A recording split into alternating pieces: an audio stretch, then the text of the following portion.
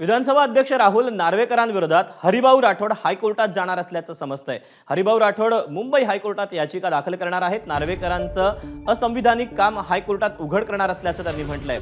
त्या 12 उमेदवारांना न्याय मिळवून देण्यासाठी याचिका दाखल करणार असल्याची प्रतिक्रिया राठोड यांनी दिली आहे।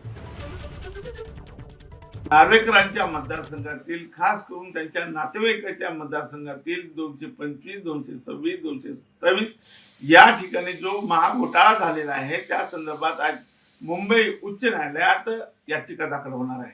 गगराणी साहेब यांचा जो रिपोर्ट आहे तो अगदी बरोबर आहे। त्यांनी स्पष्ट म्हटलेलं आहे की प्रशासनिक चूक होती आणि याच्यामध्ये नैसर्गिक न्याय मिळाला पाहिजे। एक तर यांना सगळ्यांना 12 लोकांना फॉर्म भरून दिला पाहिजे किंवा ही ते मतदारसंघाच्या 4 मतदारसंघाची निवडणूक रद्द झाली पाहिजे, ती पुढे ढकलली पाहिजे। अशा जर झालं नाही तर आज निश्चितच मुंबई हायकोर्ट त्यांना चपराक दिल्याशिवाय राहणार नाही। एबीपी माझा, उघडा डोळे बघा नीट।